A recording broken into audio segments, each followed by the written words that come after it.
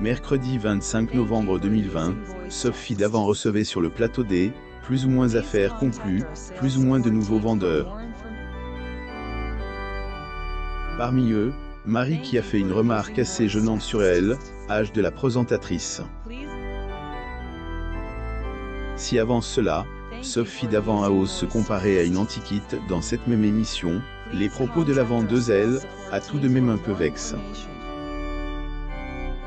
Une admiratrice de Sophie Davant, de nouveaux vendeurs débarqués sur le plateau des « plus ou moins affaires conclues », plus ou moins mercredi 25 novembre 2020. Parmi eux se trouvait Marie, qui est venue vendre un vase signe Chardé estime à 400 €. Cette dernière était excitée à elle, il dit de participer à elle, émission. Le fait est que est un grand fan de Sophie Davant et qu'elle attendait avec impatience le jour où elle pourrait enfin la rencontrer en chair et en os. Je suis content d'être là, surtout pour vous voir. Je veux voir les autres aussi, mais était-vous.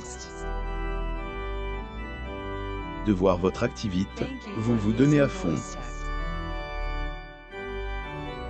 Qu'à me plaît, plus ou moins a-t-elle fait part à elle, animatrice.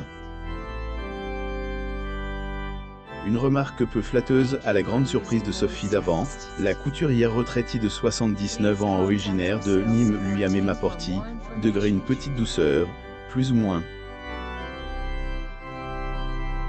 Alors que la présentatrice se faisait une joie de goûter au croquandé, amande, plus ou moins Marie a soudainement fait une remarque qui, elle, a très vite rendu moins enthousiaste.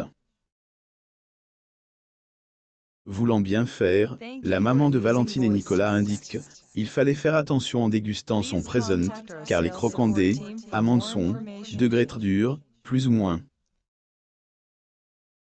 De contenant si par la remarque, la présentatrice a voulu connaître la raison pour laquelle la vendeuse a dit cela. Vous avez peur que je me casse une dent, et qu'à, plus ou moins a-t-elle lance. Valentine et Jeunet ayant compris que sa remarque a mis mal à elle, celle qu'elle appréciait tant, Marie a répondu par elle, affirmatif, le sourire crisp. Sophie Davant critique par un internaute. Lorsque Sophie Davant a fait un post sur Instagram le 7 novembre 2020, elle ne attendait sûrement pas à être la cible de critiques.